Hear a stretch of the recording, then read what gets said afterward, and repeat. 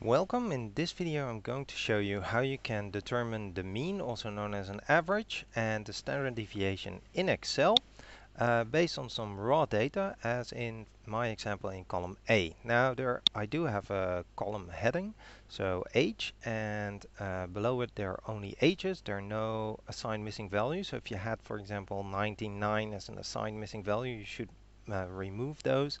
And there's nothing underneath this table either. It goes all the way. There are a few missing values, as you can see, but those are fine. We can leave those in. And so let's get into it. The mean itself is also known as the average, and if you don't want to make use of any built-in functions besides count and sum, the mean itself actually has as a formula this scary looking thing, which says to sum up all the values and then actually divide by the number of items. So I could use the count function, count and then open and then the range. In my case that's the entire column A, and then enter or control enter. So there were 1969 people who gave their age. The sum of all those ages, so simply sum a double dot a, enter, is 94,893. And then we can divide that sum simply by the number of cases, and that should give you your arithmetic mean, also known as the average. Now, of course, Excel actually has a built-in function called average, so we can also make use of that in one go. And let's see if that gives the same result. Yes. All right. Then for the sample standard deviation. The sampled standard deviation has this scary formula, which actually says to take the difference, to subtract the mean from each value and then square the result. I'm going to do that in column B. So in column B, what I'm going to do is I'm going to open a pair of parentheses, then select A2, and then minus the arithmetic mean, which was the 48. Press F4 on the keyboard to add dollar signs all around it, or you can simply type in all those dollar signs. Close the parentheses. Then this symbol, which in Dutch would be called a rooftop, but I don't think that's the English translation. Still, let me know in the comments what this is actually called in English, or I can Google it. 2, so because we need to square it, enter or control enter, and then copy paste this all the way down. You can use Ctrl C, Ctrl V for that, or you can double click. If you go with your mouse in the lower right corner, it changes into a little plus. If you double click it, paste it down, pressing Ctrl. But as you might notice, it actually then skips the, it doesn't actually do anything with these. So there's a small problem. If I copy paste this further down, it will actually also calculate something for this value here, because it will assume it's 0. So we need to avoid that from happening.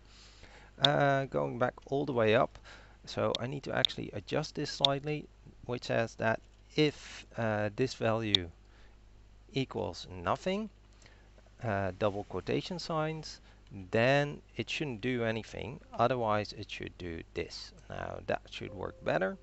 Yes. Now if I copy paste it down, I can go all the way down using the control key. Goes a little bit faster, and as you might notice, now it actually keeps this one empty. I can copy it further down, and just to save myself some time, I can probably best just drag it all the way down. And let's go 1000, so I need to stop around 2000. There are faster ways of doing this, but once you commit it to one way, you probably don't want to stop.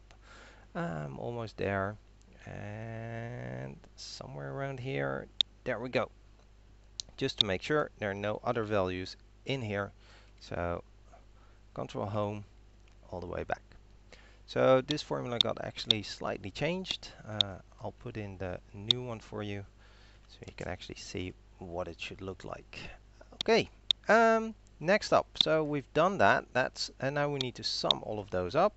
Equals sum of column B, and then we need the degrees of freedom, which is the count, which we already had up here, minus 1. And then the sample variance would be simply these two divided by each other. So that's 312, that's the variance, and taking the square root out of this will give you the sample standard deviation. Some would call this the unbiased sample standard deviation, but actually it's still a little bit biased. There are some articles on this. Some say you would need to divide by n minus 1.5. Some say it will depend on the distribution, but in almost all textbooks this will be the standard deviation. That's also the one R and SPSS are using. Of course there's a standard deviation function. There are actually two. There's the old one, standard def, which is short for deviation, and then a double dot a, or you can use the newer version, standard def dot s, and then a double dot a, and enter, and you see all these are actually the same result. Now for some strange reason you might need the population standard deviation. The formula, as you can see, then uses Greek letters for the parameter. So there's sigma and there's mu instead of x bar, but actually mu and x bar in this case would be the same. What we do is the same sum again, so this is simply the same as that one. The count, however, now is simply the count only, so that was up there, because as you can see, here's n minus 1 and here is simply n. So the population variance would then be this one divided over that one, and then the population standard deviation would simply be the square root out of this one. You can actually also, you notice that there's hardly any difference up until the third decimal place there. Of course, Excel also has a function for this.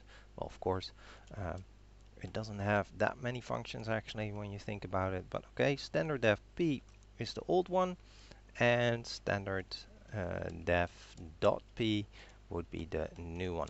Alright, so that's a few different ways of actually determining the mean and standard deviation from a scale variable.